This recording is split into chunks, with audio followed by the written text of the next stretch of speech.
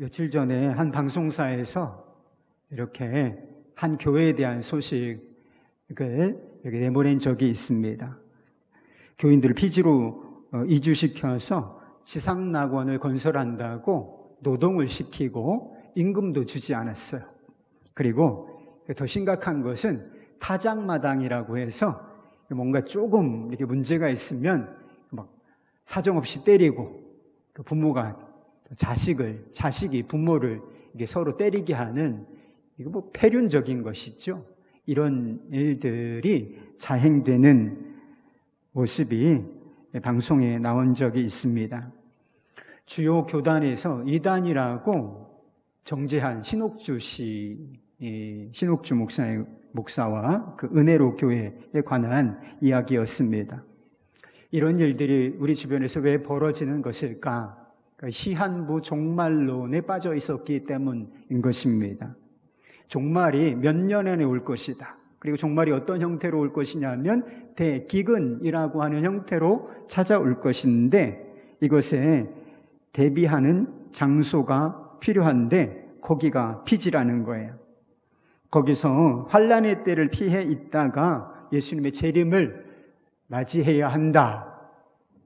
그래서 많은 사람들이 가족 단위로 이제 피지로 이주해서 집단 생활을 하면서 농사를 지었던 것입니다.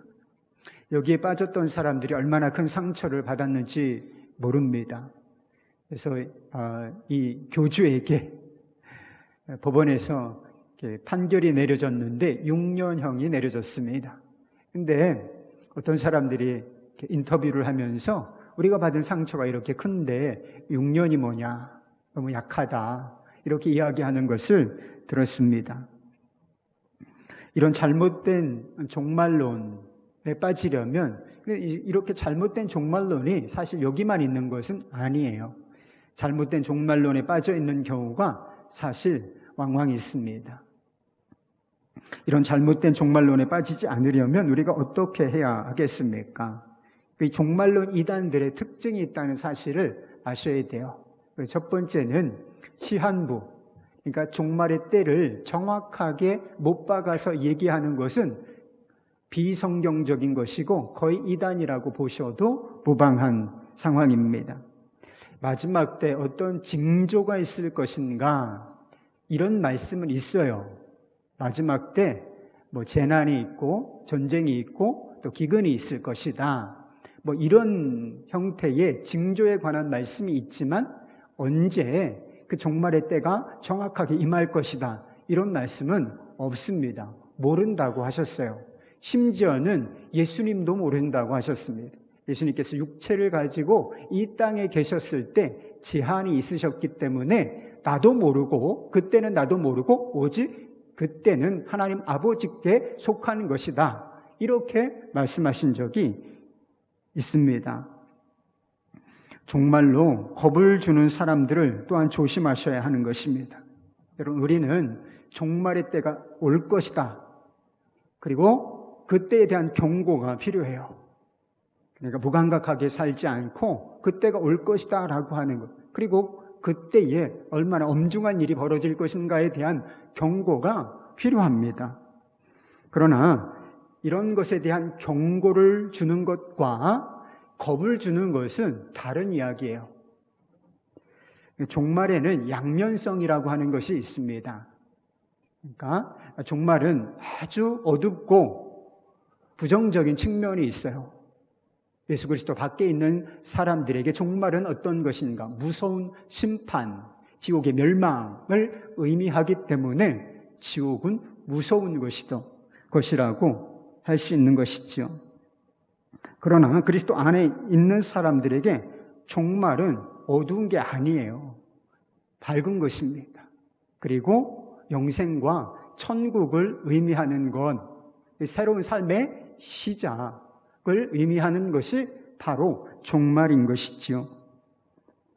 그런데 종말론적인 이단들은 항상 다 어떤 면을 강조하느냐? 어둡고 불행하고 그리고 부정적인 측면만을 강조한다는 것이지요. 왜 그럴까요? 사람들 안에 두려움을 심어줌으로 말미암아 두려움을 심어주어야 자기가 원하는 대로 조종하기가 쉽기 때문에 그렇습니다. 그러니까 몇 년 안에 종말이 온다. 그리고 대기근이 임할 것이다. 그리고 그 기근을 피해서 지상낙원, 천국에 들어가려면 이렇게 해야 한다. 두려움을 심어주어서 사람들을 움직이는 것이죠. 이런 방식으로 그 종말에 대한 두려움을 심어주고 이용하는 것입니다. 그 다음 종말론적인 이단들의 특징 중에 하나가 일상생활과 가정을 파괴한다는 거예요. 일상생활을 파괴하고 가정을 파괴하는 것은 무조건 이단이에요. 종말의 때가 가까이 왔으니 일상생활이 뭐 그리 중요하냐? 가정이 뭐 그리 중요하냐? 집단 생활을 하면서 종말의 때를 기다려야 한다. 그러면서 재산을 팔아서 어떻게 하라. 뭐 이렇게 현혹하는 이단들이 있어 왔어요. 옛날에 그 유명한 다미선교회. 다 이런 사람, 이런 부류의 이단들이었습니다. 성경을 보면 마지막 때에 일상생활에 빠져서 살아서는 안 된다라고 하는 경고가 있습니다. 그런 취지의 말씀이 있어요. 술 취함과 방탕함, 그리고 생활의 염려를 주의하라. 생활의 염려가 뭐예요? 먹고 사는 것이죠. 하루를 어떻게 살고 또 어떻게 먹고 사나, 이것에 대한 염려에 빠져 사는 것을 주의하라. 술 취함과 방탕함과 같은 수준에서 놓고 말씀하고 계신 것입니다. 그리고 종말의 때가 가까움에도 불구하고 시집가고 장가가고 먹고 마시고 여기에서 취해서 사는 것, 이건 올바른 삶이 아니라고 주님께서 경고하신 적이 분명히 있습니다. 그러나 이것은 일상생활에 매몰되어서 그 이상을 바라보지 못하고 살지 못하는 것을 주의하라는 말씀이지, 일상생활 그 자체를 피하라는 말씀은 결코 아닌 것입니다. 여러분, 일상생활은 아주 소중한 거예요. 우리 하루하루의 우리의 삶, 우리에게 주어지는 삶은 대단히 중요한 것이고 주님 오시는 날까지 지속되는 것입니다. 그리고 그 일상생활이 일상적으로 유지되는 토대는 어디인가요? 가정인 것입니다. 그래서 가정을 흔들어 놓는 것은 결코 하나님의 뜻이 믿음을 지키기 위해서 가족들로부터 핍박을 받는 것, 이거는 감수해야 돼요. 성경에도 분명히 그런 말씀이 있으니까. 그리고 이거 생명은 포기할 수는 없잖아요. 구원은, 예수는 포기할 수 없는 일 아니겠습니까?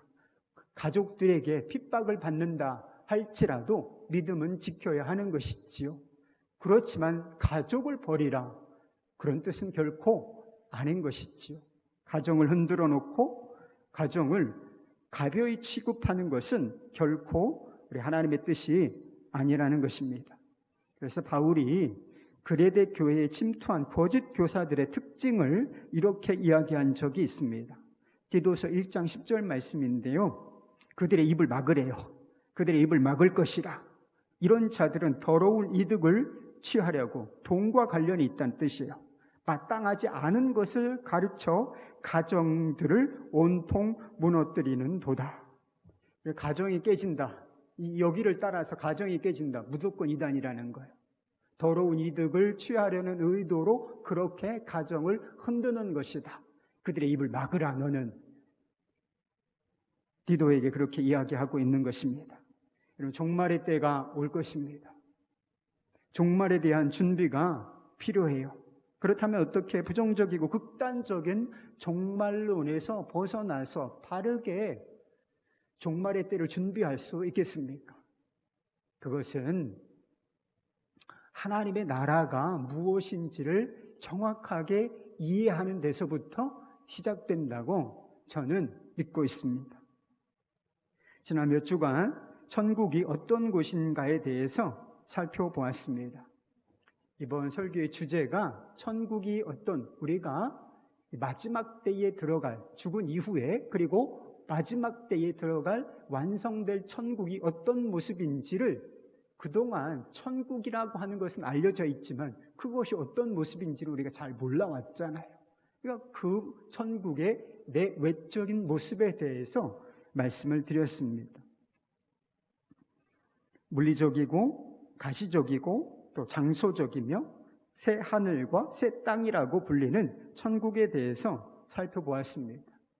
그런데 그런 천국은 그런 개념만이 있는 것이 아니라고 하는 것입니다.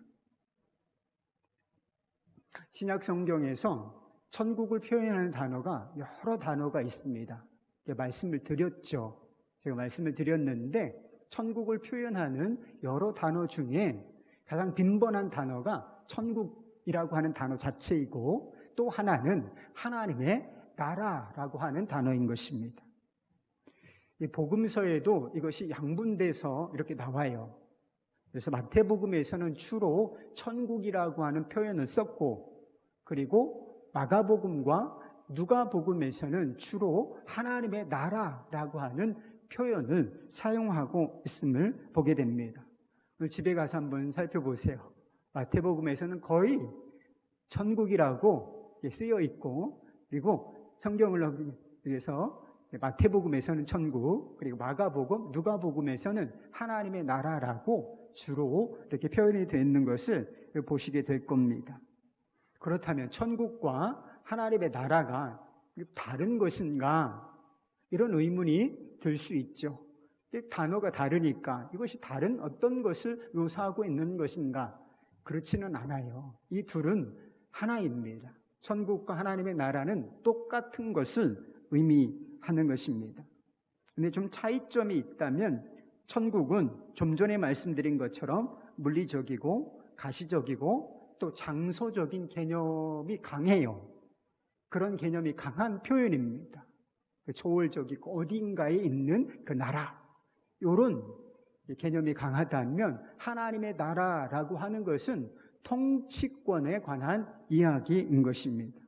하나님의 통치권의 핵심이 있어요. 하나님께서 통치권을 가지고 다스리시는 나라, 그것이 바로 하나님의 나라라고 하는 것입니다. 오늘 본문 말씀을 보면 바리새인들이 예수님께 대하여 예수님께 하나님의 나라가 언제 임하냐, 어떻게 임하냐, 이런 식의 질문을 하는 것을 보게 됩니다. 근데 예수님께서 이렇게 대답하시지요. 하나님의 나라는 볼 수 있게 임하는 것이 아니요 또 여기 있다 저기 있다고도 못하리니 하나님의 나라는 너희 안에 있느니라. 하나님의 나라는 가시적으로 임하는 게 아니라는 거예요. 볼 수 있게 임하는 것이 아니라. 그리고 또 여기 있다 저기 있다, 어떤 장소적인 개념도 아니라고 말씀하고 계시는 것이지요. 하나님의 나라가 이런 것들과 전혀 상관이 없다는 뜻인가? 그렇지는 않아요. 최종적인 하나님의 나라, 마지막 종말의 때에 임할 하나님의 나라는 이것과 상관이 있습니다. 다만 예수님께서 지금 강조하시고자 하는 것은 이 하나님의 나라는 지금 여기 너희 안에 있다, 보이지 않는 형태로 너희 안에 이미 임하여 있다 라고 하는 것을 강조하시는 말씀인 것입니다. 하나님의 나라가 너희 안에 있다, 또는 너희 가운데 있다 라고 하는 것이 무슨 뜻을 가지고 있는 것일까요? 이렇게 예수님께서 말씀하실 수 있었던 것은 예수님 자신이 거기에 있으셨기 때문인 것입니다. 예수님께서 이 땅에 오셔서 복음을 전하셨다라고 말씀하셨는데 어떤 복음을 전하셨는가? 하나님 나라의 복음을 전하셨다라고 하는 것입니다. 예수님께서는 이 땅에 하나님 나라의 복음을 가르치고 전파로 오신 분이십니다. 예수님께서 하신 비유나 설교 같은 것을 이 신약성경 복음서에서 쭉 살펴보세요. 예수님께서 이 하나님의 나라, 천국에 대해서 얼마나 많은 말씀을 하셨는지 이런 얘기가 이해가 될 거예요. 거의 다 하나님의 나라는 이런 것이다, 이와 같으니 라고 하시면서 하나님의 나라에 대해서 대단히 많은 말씀을 하셨습니다. 그런데요, 예수님께서는 하나님의 나라에 대해서 가르치러 오신 분만이 아니라는 거예요. 예수님께서는 정확하게 표현하자면 하나님의 나라를 가져오시는 주인공이셨습니다. 마가복음 1장 15절 말씀이죠. 이르시되 때가 찼고 하나님의 나라가 가까이 왔으니 회개하고 복음을 믿으라. 이런 말씀 예수님께 하셨어요. 하나님의 나라가 가까이 왔다라고 하는 것이 무슨 뜻일까? 하나님의 나라가 시작되었다. 하나님의 나라가 너희 가운데 임하였다. 이렇게 번역해도 무방한 표현입니다. 그러니까 예수님 자신이 이 땅에 오심으로 말미암아 하나님의 나라가 시작되었고 하나님의 나라가 임하였다. 이런 뜻을 담고 있는 것입니다. 예수님은 어떤 사명을 가지고 이 땅에 오셨는가? 한마디로 말해서 하나님의 통치권을 회복시키시기 위하여 이 땅에 오신 분이신 것입니다. 죄와 마귀의 종노릇하고 있는 사람들을 하나님의 통치를 받는 사람들로 바꾸어 주시고, 그리고 죄와 마귀의 지배를 받는 세상을, 이 세상 나라를 하나님의 나라로 변화시키시기 위하여, 그렇게 만들어 주시기 위하여 이 땅에 오신 분이라고 하는 것입니다. 누가복음 12장 말씀에 보면 바알세불 논쟁이라고 하는 것이 나옵니다. 예수님께서 귀신을 내어 쫓으시고 병자들을 고치시고, 그리고 말 못하는 덩어리들 고치시고 말을 할 수 있도록 하시는 일들, 기적을 행하셨습니다. 그래서 어떤 사람들이, 많은 사람들이 추종하여 예수님께 이런 병을 고침받았으면 좋겠다 라고 해서 예수님을 얼마나 많은 사람들이 예수님을 추종했는지 몰라요. 그런데 예수님을 시기하는 사람들이 있었어요. 어떤 사람들은 저가 바알세불을 힘입어서 귀신을 내어 쫓는 것이다, 이렇게 비난하기 시작했습니다. 바알세불이 뭐냐? 바알세불은 귀신의 우두머리를 말해요. 귀신의 왕을 의미하는 것입니다. 뭔가 놀라운 일을 행하기는 하지만 그것이 하나님으로부터, 하늘로부터 온 것이 아니라 악한 권세로부터 나온 것이다, 이렇게 비난하고 있는 것이지요. 그런데 그때에 예수님께서 그들을 향하여 이렇게 말씀하셨는데, 첫 번째로는 스스로 분쟁하는 나라마다 서지 못할 것이라는 거예요. 그러니까 내가 귀신, 내 왕의 권세를 힘입어서 귀신을 내어 쫓는다는 건 뭐예요? 귀신끼리 싸우는 것이죠. 그러니까 스스로 분쟁하는 나라마다 그건 논리적으로 맞는 말이 아니다.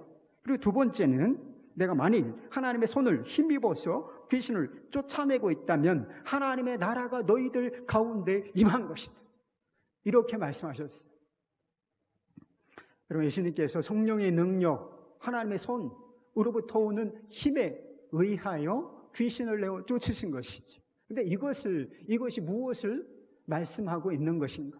세상에 악한 권세가 통치하고 악한 일을 행하고 이 불행을 조장하고 있는데 예수님께서 오셔서 그 권세들을 꺾으시고 계시다는 거예요.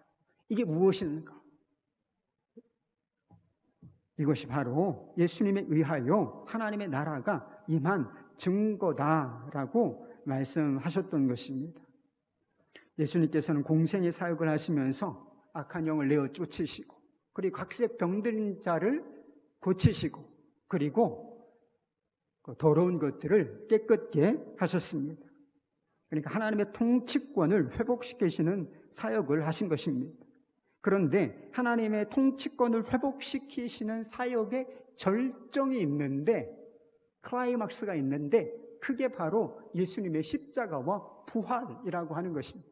예수님께서 십자가와 부활로 세상과 세상의 권세와 악한 권세, 죄, 사망, 저주의 권세를 끊으셨다라고 말씀하시는 것입니다. 골로새서 2장 15절 말씀에 보면 십자가가 어떤 의미가 있는지 이렇게 말씀하고 있습니다. 통치자들과 권세들을 무력화하여 드러내어 구경거리로 삼으시고 십자가로 그들을 이기셨느니라. 이 악한 통치자들이죠. 악한 통치자들을 뭘로 이기셨다? 패배처럼 보이는, 실패처럼 보이는 그 십자가, 그리고 부활로서 이기셨다, 이렇게 말씀하고 계신 것입니다. 하나님의 나라는 예수님의 오심으로 이미 임했습니다. 그러나 아직 완전히 임한 것은 아닙니다. 언젠간 영광스러운 하나님의 나라가 볼 수 있게 임할 날이 올 것입니다. 그때가 언제일까요? 예수님께서 부활 승천하셨는데 예수님께서 약속하신 대로 다시 이 땅에 재림하실 날, 그때에 영광스러운 하나님의 나라가 임할 것이다 라고 하는 것입니다. 예수님께서 첫 번째 오실 때, 초림이라고 하죠. 첫 번째 오실 때는 아주 낮은 모습으로, 그리고 조용하게, 심지어는 비밀스럽게 오셨지요. 그런데 다시 오실 때는 그런 모습으로 오시지 아니하고 아주 영광스럽고 권위 있는 모습으로, 그리고 모든 사람이 볼 수 있게 다시 오시마 말씀하셨습니다. 마가복음 14장 26절 말씀 이렇게 말씀하셨어요. 인자가 권능자의 우편에 앉는 것과 하늘 구름을 타고 오는 것을 너희가 보리라. 너희가 보리라. 예수님께서 영광 중에 임하시면 이 세상에 아직도 존재하는 모든 죄와 악이 일거에 사라지게 될 것입니다. 그리고 사단이 아직은 마지막 발악을 하고 있어요. 주인 행세를 하면서 마지막 발악을 하고 있는 이 사단의 권세가 완전히 결박되고 어디에 던져지게 될까요? 다시는 나올 수 없는 무저갱, 지옥의 불못에 던져지게 될 것입니다. 그리고 어그러지고 신음하던 우주는 영광스러운 새 하늘과 새 땅으로 거듭나게 될 것입니다. 뿐만 아니라 제가 이미 말씀드렸던 것처럼 그리스도를 믿는 사람들은 그 몸이 영광스러운 부활의 몸을 입게 될 것이고, 새 하늘과 새 땅에 들어가서 보좌에 앉으신 예수님과 영원히 왕노릇하며 통치하게 될 것입니다. 믿으십니까? 마지막 때 이루어질 일을 계시록 11장 15절 말씀에서 이렇게 말씀하고 있습니다. 세상 나라가 우리 주와 그리스도의 나라가 되어 그가 세세토록 왕노릇 하시리로다. 하나님의 나라가 어떤 나라입니까? 우리를 위하여 십자가를 지신 그 예수님께서 왕노릇, 영원히 왕노릇 하실 것인데, 그분께 속하여 있는 모든 그리스도인들도 그와 더불어 영원토록 왕노릇하는 나라, 그 나라가 완성될 하나님의 나라의 실체라고 말씀하고 있는 것입니다. 제가 정리를 해볼게요. 개념이 조금 어렵죠? 어쩔 수가 없어요. 예수님의 오심으로 하나님의 나라는 이미 임하였습니다. 그러나 완전히 임한 것은 아닙니다. 지금 하나님의 나라는 계속하여 임하고 있고, 또 그리고 예수님께서 다시 오실 때에 결국 완전히 임하게 될 것입니다. 하나님의 나라라고 하는 관점으로 볼 때 우리는 도대체 어느 지점에 살고 있는 것인가? 하나님의 나라가 이미 시작되었습니다. 그리고 결국에는 완성된 하나님의 나라가, 영광스러운 그 나라가 임할 것입니다. 그런데 우리는 지금 어디쯤 살고 있는가? 요 안에 살고 있다라고 하는 것입니다. 이 시점에서 중요한 것이 한 가지 있습니다. 우리가 하나님 나라 안에 있는가? 이게 굉장히 중요한 문제예요. 최종적인 하나님의 나라는 아주 도적같이라고 하는 표현이 있어요. 도적같이 갑작스럽게 임하게 될 것입니다. 그렇다고 해서 하나님 나라에 들어갈 사람이 갑작스럽게 종말의 때에 결정되는 것인가? 그렇지가 않아요. 예수님께서 이미 2000년 전에 오셨는데 거기에 있는 사람들에게 뭐라고 말씀하셨습니까? 하나님의 나라는 너희 안에 있다. 하나님의 나라는 너희 가운데 있느니라. 이렇게 말씀하시지 않았습니까? 이미 임한 하나님 나라에 속하여 살고 있는 그 사람이 종말의 때에 완전히 임할 그 하나님의 나라에 들어가게 된다라고 하는 것이죠. 그렇다면 어떻게 지금 우리가 하나님 나라에 들어갈 수 있겠습니까? 내가 지금 하나님 나라에 속하여 살고 있는지 어떻게 알 수 있죠? 여러분, 이거는 삶과 죽음, 천국과 지옥을 가르는 대단히 중요한 문제인 것입니다. 이거보다 사실 시급한 문제. 여러분, 우리의 육신에 여러 가지 문제가 있지만 시급한 것처럼, 대단히 중대한 것처럼 여겨지지만 사실 이것보다 더 중대한 문제, 시급한 문제는 없어요. 내가 하나님 나라에 속하여 있는가? 내가 하나님 나라 이미 들어와 있는 존재인가? 이것보다 더 중요한 문제는 없다라고 하는 것이지요. 예수님께서 하나님 나라에 들어갈 수 있는 방법을 가르쳐 주셨어요. 때가 찼고 하나님의 나라가 가까이 왔으니 회개하고 복음을 믿으라. 회개하고 복음을 믿으라. 이게 유일한 방법인 것입니다. 여러분, 회개하셨습니까? 여러분, 여러분의 죄를 회개하셨습니까? 여러분은 여러분의 죄를 회개하셨습니까?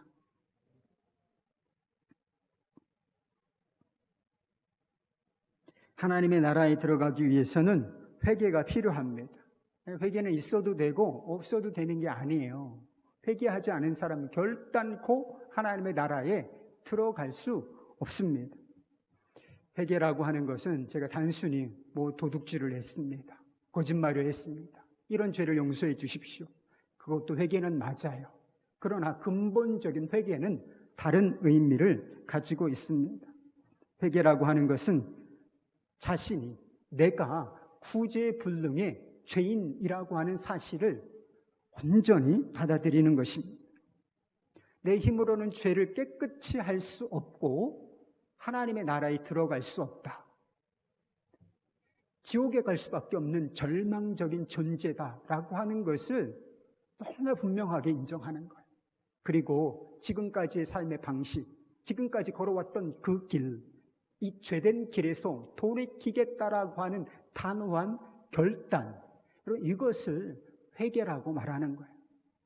나도 죄인이지 이거는 회개가 아니에요. 저는 지옥에 갈 수밖에 없는 존재입니다. 저는 죄인입니다. 저는 저의 죄를 깨끗하게 알 수 없습니다. 이렇게 아주 절박한 마음이, 그게 바로 회개하는 마음이라고 하는 것입니다. 이렇게 회개한 다음에 복음을 믿으라는 것이지요. 그럼 복음을 믿는다는 것은 어떤 지식의 체계를 받아들이는 것을 말하는 게 아니에요. 그러니까 가르쳐진 복음의 내용이 있죠. 그 내용을 그냥 받아들이는 것이 아니라 복음의 핵심, 복음이 지시하는 인격의 실체, 살아있는 인격체를 마음 중심에 받아들이는 것. 이것이 믿음인 것입니다. 나를 위하여 십자가에 죽으시고 부활하신 예수 그리스도를 믿고 의지하는 것입니다. 제가 열심히 했으니까 조금 부족한데 저는 조금만 더 도와주시면 하나님 나라에 들어갈 수 있겠습니까? 이런 게 아니에요. 이런 게 아니고 예수님을 내가 믿고 의지한다라고 하는 것은 어떤 의미가 있는가? 나는 아무것도 아닙니다. 그래서 예수님께서 팔복의 말씀을 하셨는데, 심령이 가난하다, 심령이 가난한 자는 복이 있나니 천국이 저희 것이며 라고 말씀하셨는데, 심령이 가난하다는 뜻이 그거예요. I'm nothing. 나는 아무것도 아니고 나는 아무것도 할 수 없는 존재입니다. 주님께서 나의 생명이시고 나의 구원이십니다. 이런 마음의 상태가 바로 예수님을 믿는다고 말하는 거예요. 이렇게 자기 영혼과 미래와 자신의 전부를 주님께 의지하는 것을 말해요. 그리고 이 믿음 위에 임하는 것, 그게 바로 하나님의 나라인 것입니다. 여러분, 복음을 믿는다는 것은 여러분 혁명 아시죠? 혁명. 정부가 전복되는 것을 혁명이라고 표현해요.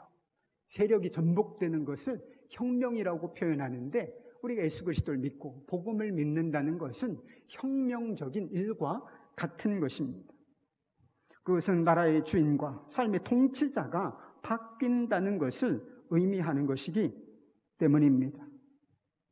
복음을 믿기 전에 내 삶의 주인은 누구였습니까? 나라고 하는 나라의 주인은 누구였나요? 그 통치자는 나죠, 뭐. 여러분, 지금까지 여러분 마음대로, 여러분 뜻대로 여러분의 인생을 살아오시지 않았습니까? 여러분의 나라를 여러분 스스로 왕이 되어서 통치되어 주인이 되어서 통치하고 살아왔다는 뜻을 담고 있는 것입니다. 그런데 우리가 복음을 믿는다, 예수를 믿는다라고 하는 것은 이것이 끝나는 것을 얘기해요. 이 내 나라가 내가 주인 되는 삶이 끝나는 것을 의미한다. 새로운 통치자를 받아들이고 그분의 권위와 말씀 앞에 무릎을 꿇고 복종하는 것. 이것이 바로 믿는다, 복음을 믿는다라고 하는 뜻의 실체인 것입니다. 이재철 목사님이 세례를 받고 세례를 받는 분의 신앙 고백, 간증을 소개하신 적이 있습니다. 제가 일부분만 여러분들께 한번 읽어드려 볼게요. 왕국이 있었습니다. 지혜롭고 전능한 힘을 가진 왕이 다스리고 있었습니다. 그 왕국의 성곽을 지키는 장수 중에 무술이 뛰어나고 지혜와 능력을 갖춘 사람이 있었습니다. 그는 자신의 능력과 지혜로 주어진 일에 항상 성실했고 행복한 가정을 이루며 살았습니다. 어느 날 왕으로부터 부름을 받습니다. 그는 왕 앞에서 충성을 맹세한 다음 적으로부터 왕국을 지키라는 명령을 받았습니다. 그런데 왕은 그에게 칼을 버리고 갑옷을 벗게 하였습니다. 성곽 밖으로 나가 적을 물리치되 주어진 힘과 능력을 쓰지 말 것이며 다만 사랑으로 적을 물리치라 하였습니다. 자신의 힘과 능력과 지혜로 쉽게 적을 물리칠 수 있건만 이를 사용치 말고 단지 사랑으로 적을 승복시키라 하십니다. 저는 이제 오직 성령님만을 의지합니다.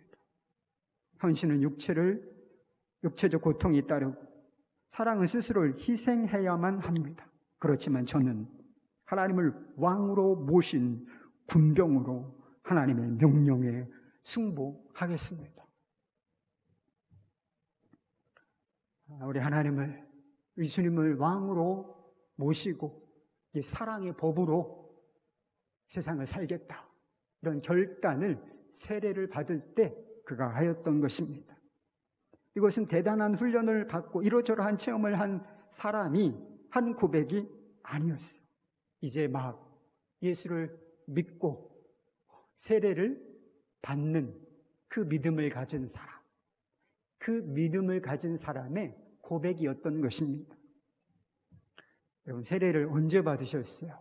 여러분, 세례를 받으실 때 이와 같은 마음으로 결단으로 하나님을 왕으로, 주님을 왕으로 모시고 이제는 그 법에, 사랑의 법에 굴복하여 하나님의 명령에 따르는 삶을 살겠습니다. 여러분, 이렇게 결단하고 예수를 믿었습니까? 누군가에게 통치를 받는다는 건 일반적으로는 부자연스러운 일입니다. 누구에게 통치를 받기를 좋아하는 사람은 거의 없어요. 굴욕적이고 고통스러운 것이라고 생각할 수 있을지도 모릅니다. 통치자가 악하다면, 악한 존재라면 맞습니다. 그동안 마음대로 살아보셨을 것인데 지금 우리 중에도 마음대로 살고 있는 사람이 있을 거예요. 예수를 진짜 믿는 게 아닙니다. 그동안 마음대로 살아보셨을 것인데 그럼 어떠셨습니까? 자유와 행복, 기쁨이 주어지셨습니까? 도리어 불안하고 두렵고 고통과 불행이 끊이지 않는 삶을 살아오지 않으셨습니까? 왜 이런 일이 일어나는 것인가? 아니, 내 마음대로 살아보고 내 행복을 위하여, 기쁨을 위하여 내가 내 뜻대로 열심히 살아왔는데 왜 내게 불안하고 염려가 끊이지 않고 고통이, 불행이 멈추어지질 않는가? 왜 그런지를 정확하게 아셔야 돼요. 마귀의 지배 아래에 있는 나, 죄로 물든 나, 그리고 연약하고 불안한전한 내가 왕노릇하며 책임질 수 없는 삶을 책임지려 하며 살아왔기 때문인 것입니다. 내 마음대로 사는 삶은 내 나라는 끝이 났다. 예수님께서 나의 주인이시고 나의 통치자가 되신다. 여러분, 이것이 어떻게 느껴지십니까? 죽었구나 이제. 이런 건가요? 여러분, 이것은 복음이에요. 이건 속박이 아니라 자유를 말하는 것입니다. 두려운 일이 아니라 평강을 이야기하는 것입니다. 거룩하시고 완전하신 분, 전능한 능력을 가지고 계신 그분뿐만 아니라 나 한 사람의 목숨을, 생명을 살리시기 위하여 자신의 전부를 십자가에 내고신 분, 그분이 내 삶을 통치하신다. 내 삶을 책임지신다. 이런 의미이기 때문에 예수님께서 내 주인이시다. 왕이시다. 내 나라는 끝났다. 예수님이 다스리신다. 이거는 복음인 것입니다. 제럴드 시처라고 하는 분이 있어요. 기도에 관한 명조를 쓰신 분이신데 또 하나 하나님의 뜻이라는 책을 쓰신 분이에요. 근데 이 하나님의 뜻에서 진정한 자유가 무엇인지, 행복이 무엇인지를 이렇게 이야기한 적이 있어요. 이분의 매형이 있으셨는데 베트남 전쟁 때 1년간 공군 장교로서 베트남 전쟁에 참여하게 되었다는 것입니다. 제럴드 시처의 누이 다이앤이라고 하는 사람과 결혼한 상태였고 첫 아이를 임신한 상태에서 전쟁터에 나가게 된 것이죠. 단란한 가정을 뒤로하고 죽음이 즐비한 전쟁터에 나갔습니다. 군인들 사이에서는 전쟁의 이 참혹함을 잊으려는 듯이 온갖 쾌락과 향락이 넘쳐나고 있었습니다. 전쟁의 때는 다 그렇잖아요. 모든 군인들에게는 쾌락과 향락이 안식처였고 자유를 느끼는 해방구였습니다. 가정에서 뚝 떨어져 나와서 무질서하게 정욕대로 사는 것이죠. 쾌락을 따라 전쟁의 그 참혹함을 잊으려고 그 쾌락과 정욕을 추구하며 사는 모습을 보였다는 것입니다. 매형은 선택의 순간에 선 것입니다. 다른 모든 군인들과 같이 자유와 쾌락을 느낄 것인가? 아니면 하나님의 뜻대로 가정을 위하여, 아내를 위하여 정절을 지킬 것인가? 이 매형은 하나님의 뜻과 그리고 사랑하는 가정을 선택했습니다. 장문의 편지를 아내와 주고받으면서 아이의 사진을 보며 마음을 지켜냈어요. 그리고 1년 후에 전쟁이 끝났을 때 아내와 아이를 다시 만났고 부끄러움 없이 더 깊은 사랑을 할 수 있었다라고 하는 이야기가 이 책에 있습니다. 이것이 진정한 자유예요. 쾌락을 쫓아 자신의 욕망을 따라 정욕을 따라 사는 것이 자유와 기쁨이 아니라 하나님의 뜻에 복종하고 소중한 가치를 지켜내기 위하여 자기를 복종시키는 것.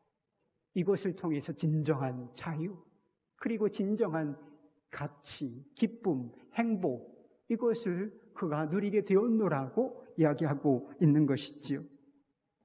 사도 바울이 하나님의 나라의 본질을 이렇게 이야기한 적이 있어요. 하나님의 나라는 먹는 것과 마시는 것이 아니라 오직 성령 안에서 의와 기쁨과 희락이라.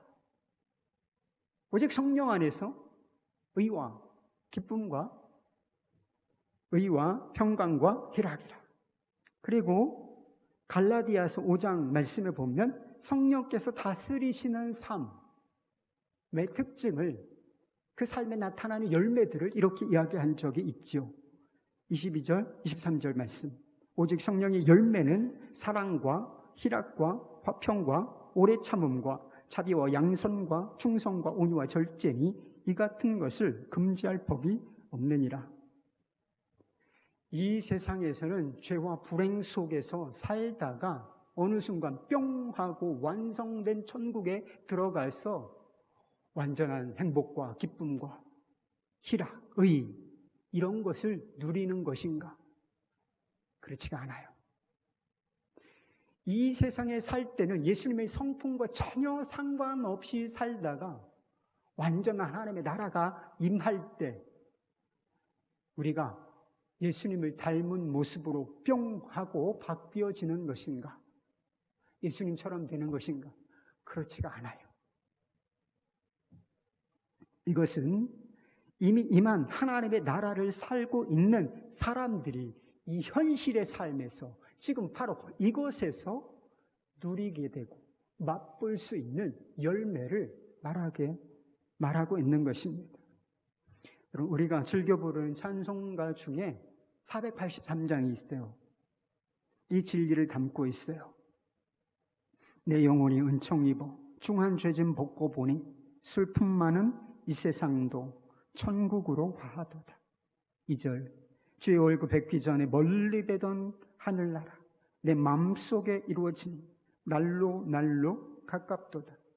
높은 산이 거친 들이 초막이나 궁궐이나 내 주 예수 모신 곳이 그 어디나 하늘나라 할렐루야 찬양하세. 내 모든 죄 사함받고 주 예수와 동행하니 그 어디나 하늘나라. 할렐루야. 여러분, 예수 믿는 사람들에게 하나님의 나라는 그저 멀리 있는 종말의 때에 맞이할 그 나라가 아닌 거예요. 예수님과 함께 왔고 예수님이 계신 곳이 바로 하나님의 나라인 것입니다. 예수님이 계신 곳에 뭐도 있다는 거예요? 하나님의 나라도 있는 것입니다. 내 마음에 예수님이 계시다면 내 마음이 뭐예요? 하나님의 나라인 것입니다. 내 입술에, 내 행동에, 내 시선에 예수님께서 같이 계시다면 내가 하는 말 중에 예수님의 임재가 있어. 예수님을 의식하는 마음이 있어. 한마디를 해도, 한 가지 행동을 해도 예수님이 주인 되시는 행동을 한다. 그럼 거기가 바로 하나님의 나라인 줄 믿으시기를 바랍니다. 여러분, 기억하십시오. 결국은 온 세상이 예수님이 다스리시는 하나님의 나라가 될 날이 오게 될 것입니다. 모든 피조물들이 예수 그리스도 앞에 무릎을 꿇고 예수를 주라, 그리스도라, 왕이라 시인하고 하나님 아버지께 영광을 돌리는 날이 오게 될 것입니다. 우리는 이것을 선교 완성의 때라고 부릅니다. 그러나 온 세상이 모든 피조물 안에 하나님의 나라가 임한들 내 마음속에, 내 인격 속에 하나님의 나라가 임하지 않는다면 그게 무슨 소용이 있겠습니까? 그것이 우리에게 무슨 축복이 되겠는가 하는 것입니다. 그리스도인의 삶이란 한마디로 이거예요. 하나님의 나라 안에서 하나님 나라를 바라보며 그리고 하나님 나라를 위하여 기도하고 그리고 하나님 나라를 위하여 사는 삶. 요게 크리스천의 삶의 전부인 것입니다. 다르게 말하면 예수님을 바라보고 예수님과 동행하고 예수님의 권위와 말씀 안에 순종하는 것. 여러분, 이것이 바로 크리스천의 삶의 본질이라고 하는 것입니다. 만약 우리가 이렇게 살고 있다면 갑작스럽게 종말이 임한들 그게 무슨 문제가 되겠습니까? 그게 뭐가 두려울 일이 되겠어요? 나는 이미 하나님의 나라 안에 있다. 내 안에 하나님의 나라가 있는데 하나님의 나라가 여기 있다, 저기 있다, 여기 피할 곳이 있다. 그게 뭐가 그렇게 중요한 문제이겠습니까? 현혹될 일이 없는 것입니다. 주님, 그분께서 당장 지금 이 시간 오신다고 해도 내 마음속에 하나님의 나라가 있는 사람, 주여 어서 오시옵소서. 주여 어서 오시옵소서. 마라나타. 이렇게 고백할 수 있지 않겠습니까? 사랑하는 여러분, 하나님의 나라가 우리 가운데 있습니다. 예수님이 계신 곳이 바로 하나님의 나라입니다. 이 이야기를 엄중하게 들으셔야 합니다. 내 마음속에 하나님의 나라가 있는가? 내 마음에 예수님께서 계십니까? 왕의 통치를 받으시기를 축복합니다. 왕의 통치를 받다 완전한 하나님의 나라, 그 영광스러운 나라에 있습니다. 하나님을 영화롭게 하는 저와 여러분이 될 수 있기를 우리 예수 그리스도 이름으로 축원합니다. 함께 찬양하고 기도하십시다.